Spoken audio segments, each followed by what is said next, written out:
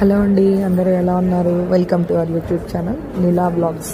ఈరోజు రథసప్తమి అండి. రథసప్తమి రోజు మా ఇంట్లో పూజ చేసుకున్న తర్వాత ఆఫ్టర్నూన్ లంచ్కి నేను పాలాకు ఉల్లికారం చేద్దామని ఒక యూట్యూబ్ ఛానల్లో చూసి ట్రై చేస్తున్నాను. పాలాకు ఉల్లికారంకి 3 ఆనియన్స్ ఏదో ట్రాన్స్లేషన్ చేసేద్దాము అని తెగ ఫీల్ అయ్యి చేశాను. అదేమి అంత సూపర్గా రాలేదులేండి, టైం పడుతుంది. మేము కొత్తగా నేర్చుకుంటున్నాం కాబట్టి చేస్తాను. ఆనియన్స్ కట్ చేసుకోవాలి, ఆనియన్స్ ఎక్కువ తీసుకోవాలి. పాలాకు సన్నగా తరిగి పెట్టుకోవాలి. పాలాకు సన్నగా తరిగి ఒక ఆనియన్స్ అయితే ఎక్కువ పడతాయి దీనికి. నేను చూసిన వీడియోలో అయితే ఆనియన్స్ ఎక్కువ పడతాయి అని చెప్పారు. ఆనియన్స్ ఆయిల్ కొద్దిగా ఎక్కువ అవసరం అవుతుంది అని చెప్పారు. పాలాకు సన్నగా కట్ చేసుకున్న తర్వాత ఆనియన్స్, కారము, తెల్లగడ్డ 3 పేస్ట్ చేసి పెట్టుకున్నానండి.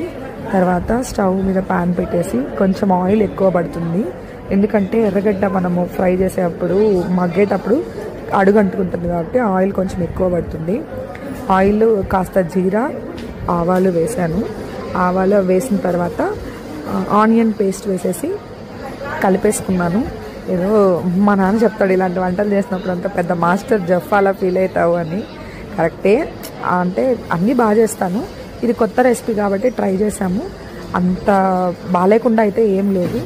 ఈ ఎర్రగడ్డ పేస్ట్ అవన్నీ కొంచెం మగ్గిన తర్వాత బాగా మగ్గి ఆయిల్ పైకి వచ్చాక చూడండి, ఫస్ట్ అటు సైడ్ ఆ హ్యాండ్ యూస్ చేశాను, బాగా రాలేదు వీడియోకి అని చెప్పి మళ్ళీ ఈ హ్యాండ్ యూస్ చేశాను. కొంచెం మగ్గిన తర్వాత వెల్లుల్లి వేసాను. వెల్లుల్లి వేసి ఇంకొంచెంసేపు ఇలా మనకి మంచి కలర్ వచ్చి ఆయిల్ పైకి వచ్చేంత వరకు ఫ్రై చేశాను. టైం అయితే పడుతుందండి ఈ వంటకి. మామూలుగా మనం యూట్యూబ్ వీడియోలో చూసినట్లయితే కాదు. నిజంగా ఎవరైతే కుకింగ్ వ్లాగ్స్ చేస్తారో చాలా గ్రేట్ అండి. ఈ వీడియో చేసే తలకి తల ప్రాణం తోకొచ్చింది. అంటే ఫస్ట్ టైం కదా, యాంగిల్స్ అవి సెట్ చేసుకోవడానికి టైం పట్టింది. తర్వాత పాలాకు వేసాను. సన్నగా తరిగిన పాలాకు నీట్గా క్లీన్ చేసి పెట్టుకున్నాను. ఒక 2-3 టైమ్స్ క్లీన్ చేసి పెట్టుకున్న తర్వాత పాలాకు ఈ గ్రేవీ పేస్ట్ బాగా మగ్గిన ఎర్రగడ్డ పేస్ట్లో వేసి, పాలాకు కూడా కొద్దిసేపు టైం పడుతుందండి దీనికి కూడా.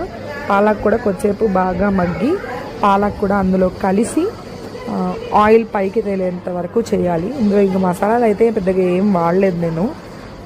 మసాలాస్, పసుపు వేసాను.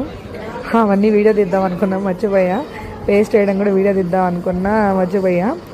సో ఈ పాలాకు స్టవ్ మీద వేసి మగ్గిన తర్వాత ఇదిగోండి ఇలా ఉంటుంది.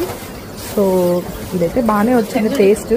అంటే మేము ఫస్ట్ టైం తినడము కాబట్టి మాకు కొంచెం ఏదో డిఫరెంట్గా అనిపించింది. చాలా